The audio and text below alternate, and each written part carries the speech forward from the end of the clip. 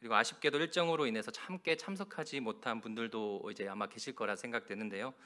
계속해서 기도해 주시고 권유해 주신 부분들도 정말 노고가 많으셨습니다. 그리고 그런데 이제 앞으로도 계속해서 예수를 위해서 그리고 복음을 위해서 이렇게 고민하고 기도하고 수고하는 시간을 가지게 될 겁니다. 계속해서 이런 시간들을 우리가 갖게 될 건데 그런데 한번 생각해 보도록 하겠습니다. 무엇이냐면 그러면 그때에도 오늘의 순간처럼 내가 누릴 수 있는 정당한 유익과 권리와 한 사람의 영혼이 충돌한다면 계속해서 한 영혼을 선택하실 수 있으시겠습니까? 오늘 우리가 계속해서 한 영혼을 위해 선택해 나가는 저와 모든 성도님들이 되기를 바랍니다. 오늘 본문에서 바울과 실라가 이제 감옥에 갇혀 있는데요. 하지만 바울에게는 어떤 권리가 있었습니다. 그것은 무엇이냐면 바울은 로마 시민권자였습니다. 로마는 함부로 로마 시민권을 가진 사람을 감옥에 가둘 수 없었는데요. 그리고 또 하나님께서 주신 기적도 경험합니다. 감옥 문이 열리게 되는 거예요.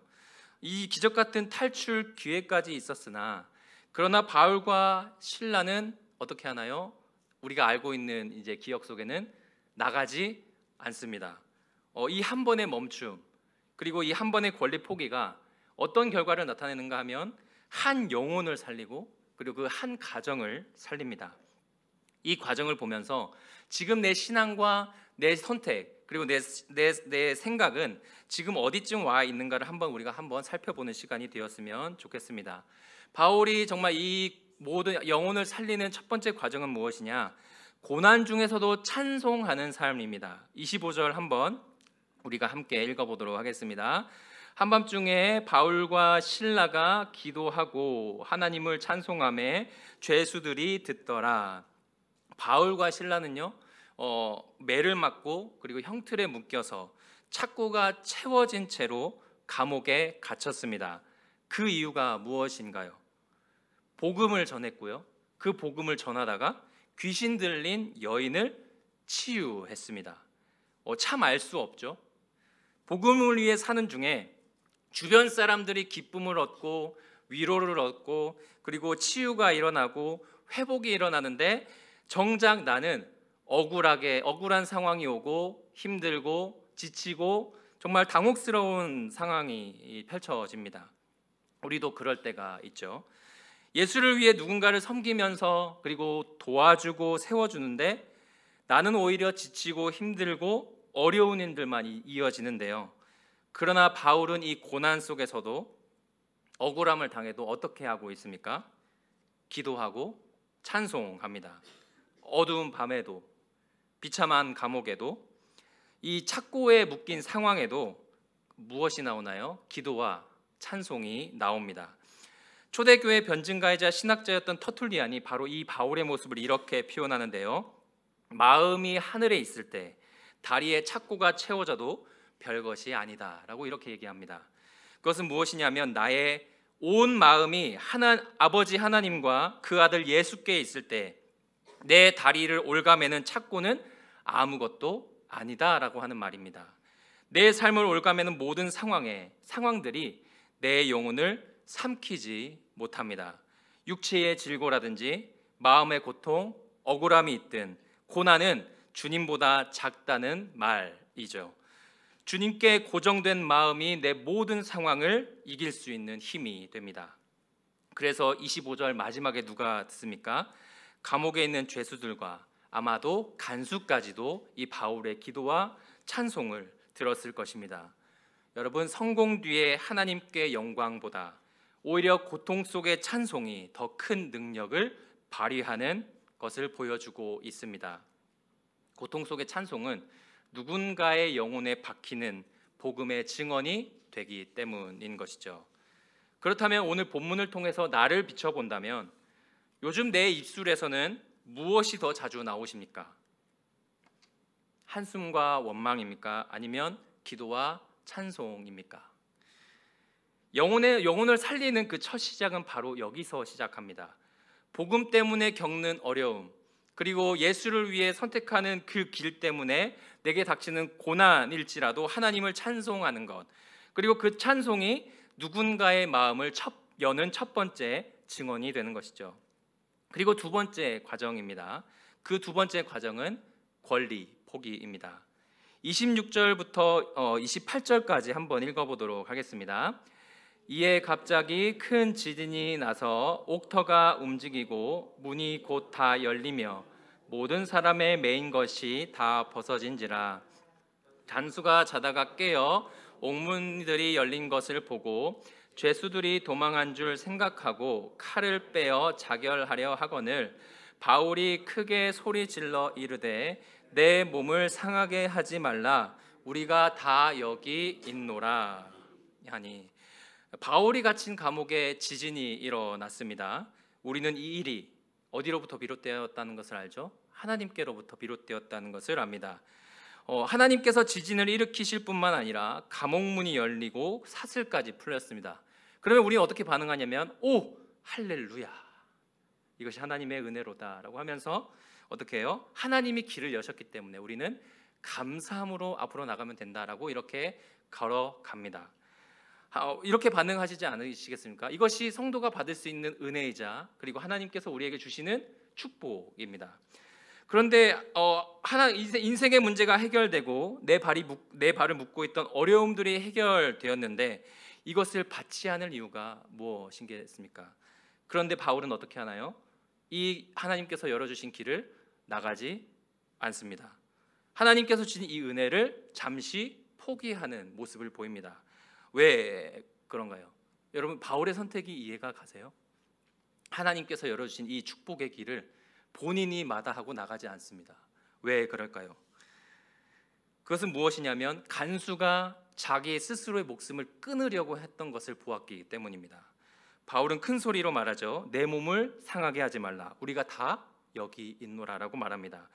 믿지 않던 영혼이 예수를 믿어 살아나고 또 고통받는 성도들이 그 마음과 심령이 점점 회복되는 그 핵심이 어디 있냐면 바로 여기에 있습니다. 어떻게 예수님을 믿지 않던 영혼이 살아나는가? 어떻게 좌절하고 지치고 그리고 힘들어하고 있는 성도들이 살아나는가? 그것은 바로 이 바울의 선택에 달려 있습니다.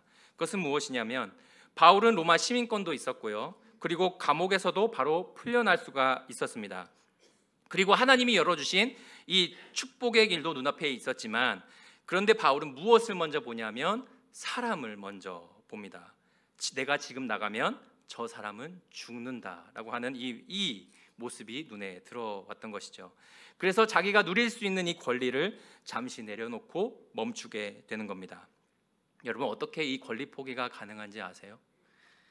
이 권리 포기를 할 수 있는 힘은 나는 누구인가라는 질문에 내 해답이 명확할 때입니다. 나는 주님의 사람이다 라고 하는 이 대답이, 확실한 대답이 권리 포기를 할 수 있게 만드는 힘이 됩니다. 왜냐하면 나는 주님의 사람이다 라고 하는 답이 내게 분명할 때 우리는 고통 중에서도 찬송할 수 있습니다. 그리고 내가 원하는 것이 바뀌게 됩니다. 어떻게 바뀌냐면 내가 지금 당장 얻을 수 있는 눈앞의 소원보다 하나님이 지금 이 순간 원하시는 것이 무엇인가에 더 우리의 마음이 가게 되는 것이죠. 그래서 내게 주시는 유익들을 잠시 보류할 수 있고 그 영혼을 위해, 예수님을 위해 선택할 수 있는 겁니다. 피곤하면 잠깐 쉴 수 있고요. 그리고 마음 내키지 않으면 잠시 우리가 중단할 수 있습니다. 그런데 성도가 여기 모인 우리가 왜 한 영혼을 위해서, 그리고 함께하는 성도들을 위해서, 내가 신뢰하고 있는 주님을 위해서 내가 누릴 수 있는 유익들을 포기하고 이렇게 헌신하고 봉사할 수 있는가라고 한다면 그것은 무엇이냐면 우리의 마음과 생각 속에는 하나님이 지금 이곳에 원하시는 게 무엇인가라고 하는 그 질문과 그리고 그 대답이 우리 안에 있기 때문입니다. 그렇기 때문에 이 섬김이 지금 하나님이 가장 원하시는 것이다라고 우리가 생각하기 때문에 이러한 선택을 하고 있는 것이죠. 그리고 이제 마지막 과정입니다. 고통 중의 찬송과 권리 포기로 한 영혼이 살아나는데요. 29절과 30절 읽어보도록 하겠습니다. 간수가 등불을 달라고 하며 뛰어 들어가 무서워 떨며 바울과 실라 앞에 엎드리고 그들을 데리고 나가 이르되 선생들이여 내가 어떻게 하여야 구원을 받으리까 하거늘. 간수가 지금 두려워 떨면서 바울 앞에 엎드리며 묻습니다. 선생님, 내가 어떻게 하여야 구원을 얻으리까? 정말 이상한 질문이죠. 정말 이상한 질문입니다. 왜 이런 질문을 하게 되었는가라고 한다면 그는 보았기 때문인데요. 그 당시 로마 사회는 지진이라고 하는 이 상황을 신이 인간 세상에 행하는 행위라고 생각했습니다.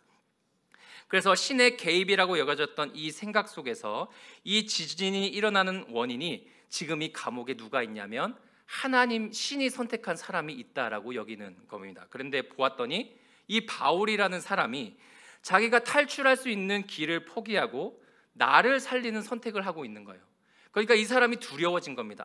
정말 이 사람이 신의 선택을 받은 사람이구나. 그래서 나아가서 이제 하나님께 이제 바울에게 나아가서 질문하기 시작하죠. 어떻게 당신과 같이 하나님 신의 구원을 받으며 신의 보호를 받을 수 있습니까라고 질문하게 된 것입니다.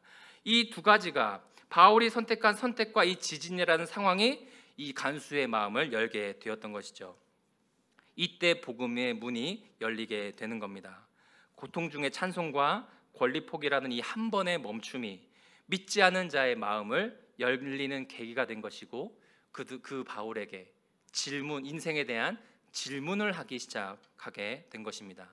여러분, 우리가 혹시 계속해서 이제 제가 말씀드린 예 중에 하나인데요.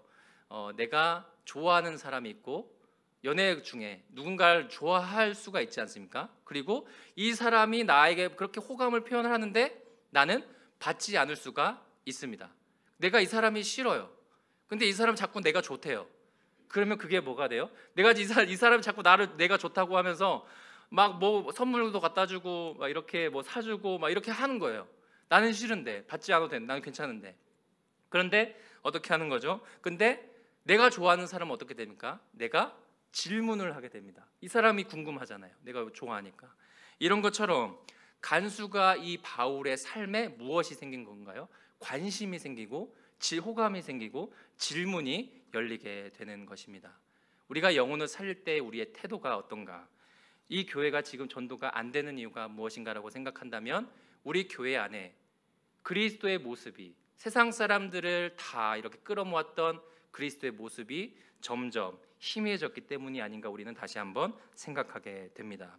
이 바울의 선택이, 예수님을 위한 자기 권리를 포기했던 이 선택이 한 사람의 영혼과 그 가정을 살리는 계기가 되었던 것이죠. 그러므로 이제 말씀을 맺고자 합니다. 오늘 우리는 바울의 모습에서 한 영혼이 어떻게 예수를 믿어 구원받게 되는지를 살펴보았는데요. 바울의 삶과 선택을 보면서 우리는 다시 되새겨야 할 것이 있습니다. 영혼을 살리는 유일한 길은 무엇인가? 바로 내 권리를 포기하는 삶입니다. 주 예수께서 나를 위해서 십자가로 걸어가신 것이 내 안에 확실하다면 받을 수 있지만 그 유익을 한 영혼을 위해 멈출 수도 있어야 하는 것이죠. 이 권리 포기는 지금 주님이 원하시는 것이 무엇인가에 집중하는 사람에게 가능한 일입니다. 그리고 그 권리 포기로 사는 성도의 주변에는 한 영혼이 예수를 믿게 되고 고통 중에 있는 성도의 심령이 살아나는 회복의 길이 열리게 되는 것입니다. 하나님을 거부하는 이 세대의 하나님의 진심은 하나님의 은혜와 허락하신 유익들을 누리는 것에 있을까요?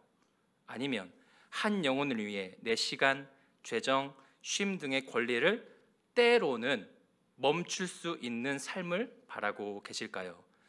여러분, 내가 얻고자 하는 것보다, 내가 이루고자 하는 것보다 주변을 한번 돌아보는 우리가 되었으면 좋겠습니다. 낙심하고 있는 영혼은 없는가? 좌절하고 있는 심령은 없는가? 상처받은 성도는 없는가? 상처받은 영혼들은 없는가? 그들의 심령 상태에 주목하시는 우리 모두가 되었으면 좋겠습니다. 그래서 예수님을 위해 선택하고 헌신하는 성도님들을 통해서 한 영혼이, 그리고 한 성도가 하나님께로 돌아오게 되는 새로운 길이 열리기를 축복합니다. 그래서 다른 사람들의 기쁨과 유익과 그리고 회복을 위해서 나의 권리를 기꺼이 포기하게 되는 예수님과 같은 선택이 우리 안에서 이루어지기를 주님의 이름으로 축복합니다. 기도하시겠습니다.